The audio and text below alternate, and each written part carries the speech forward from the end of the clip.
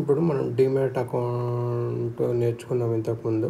దాన్ని ఒకసారి రివైజ్ చేసి డీమ్యాట్ అకౌంట్ ఫస్ట్ నుంచి వేసుకుందాం. డీమ్యాట్ అంటే ఏంటంటే ఫుల్ ఫామ్ ఏంటంటే డీమెటీరియలైజ్డ్. ఇవి కొన్ని యాక్చువల్గా కొన్ని డిపాజిటరీస్ ఉంటాయి. సిడిఎస్ఎల్ అంటే సెంట్రల్ డిపాజిటరీ సర్వీసెస్ లిమిటెడ్. దీని ఓనర్ వచ్చేసి బిఎస్సి, హెచ్డిఎఫ్సి, కెనరా బ్యాంక్, ఇంకా చాలామంది ఉంటారు. NSDL national securities depository limited, SBI, IDBI, UTI, NSC. ఇది NSDL also has RBI licence to operate payment bank. ఇది అన్నట్టు క్లయింట్స్ రిక్వెస్ట్ మీద డిపాజిటరీ వచ్చేసి రీమెటీరియలైజ్ చేసుకోవచ్చు. Customer must open a demat account in a depository partner which can be a bank or an NBFC. దాన్ని మళ్ళీ రీమెటీరియలైజ్ కూడా అంటే electronic ఫార్మేట్లో మన షేర్స్ని పెట్టుకోవచ్చు. ఆస్బా రిఫార్మ్స్ కూడా ఉంటాయి. ఆస్బా అంటే ఫుల్ ఫామ్ ఏంటంటే application supported by blocked amount. Under writer ఏమో చేస్తుంటే కొంచెం అమౌంట్ బ్లాక్ చేయొచ్చు బ్యాంక్ అకౌంట్లో, అప్లికేషన్ బ్యాంక్ అకౌంట్లో. ఆ అమౌంట్ ఎప్పుడు షేర్ అలొకేట్ అయితే అమౌంట్ డిడక్ట్ చేసుకోవచ్చు. దానివల్ల ఏమైందంటే సీరియస్ ఇన్వెస్టర్స్ డబ్బులు ఉన్న వాళ్ళు మాత్రమే ఇన్వెస్ట్ చేస్తారు. దానివల్ల ఇంట్రెస్ట్ కూడా వస్తుంది ఒకవేళ బ్యాంకులు ఉండడం వల్ల. ఇంకోటి ఏంటంటే ISIN number, international securities identification number. Okay, ఇది ఒక ఇంటర్నేషనల్ సెక్యూరిటీస్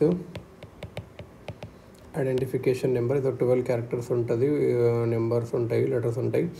సెక్యూరిటీస్ ఐడెంటిఫై చేయడానికి. ఫర్ ఎగ్జాంపుల్ రిలయన్స్ ఇండస్ట్రీస్ అయితే ఒక నెంబర్ ఉంటుంది, ఇన్ఫోసిస్కి ఇంకో నెంబర్ ఉంటుంది. దీనివల్ల ఏమవుతుంది అంటే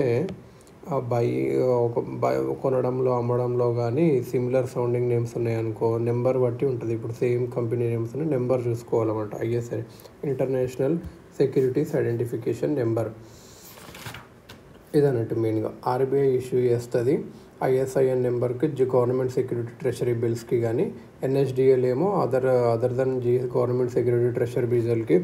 సో ఆర్బీఐ ఎవరికి ఐఎస్ఐఎన్ నెంబర్ దేనికి ఇష్యూ చేస్తుంది? గవర్నమెంట్ జీసెక్కి కానీ ట్రెజరీ బిల్కి కానీ ఇష్యూ చేస్తుంది. ఎన్ఎస్డిఎల్ వచ్చేసి ISIN for securities other than dibble.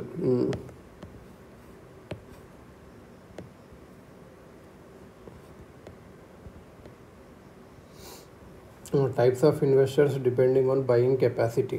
Qualified institutional buyers, investors with expertise and financial muscle to make large investments in capital markets ఉంటుంది. మ్యూచువల్ ఫండ్స్లో కానీ, ఇన్సూరెన్స్ కంపెనీ కానీ, ఫారిన్ వెంచర్ క్యాపిటల్ ఫండ్స్లో కానీ. టైప్స్ ఆఫ్ ఇన్వెస్టర్స్ ఏంటంటే qualified institutional buyers ఉంటారు. వీళ్ళకి expert ఉంటుంది ఎక్కడ పెట్టాలి, వీళ్ళకి డబ్బులు కూడా బాగుంటాయి.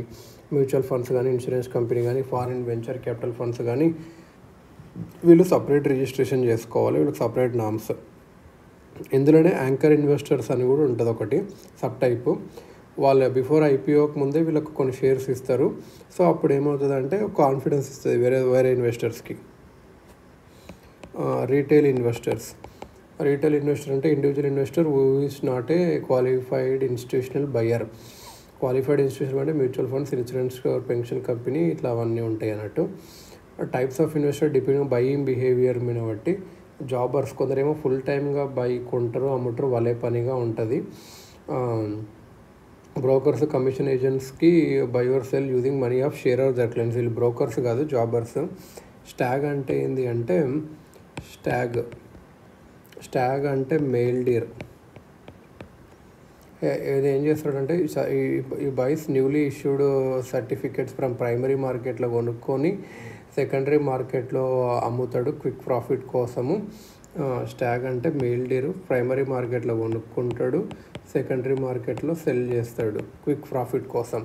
ఇప్పుడు బుల్ అంటే ఏంటంటే ఆప్టిమిస్టిక్ స్పెక్యులేటరీ. బుల్ అంటే ఏంటంటే ఎవరైతే ప్రైస్ పెరుగుతుంది అని అనుకుంటారో వాళ్ళు అన్నట్టు. సో అన్ని కొంటూ ఉంటాడు. ఒక బుల్ ఎలా అయితే తల పైకి లేపుతుందో అలా ఆయన కొడుతూ ప్రైస్ ఎక్కువ పెరుగుతూనే ఉంటుందని అనుకుంటాడు బుల్.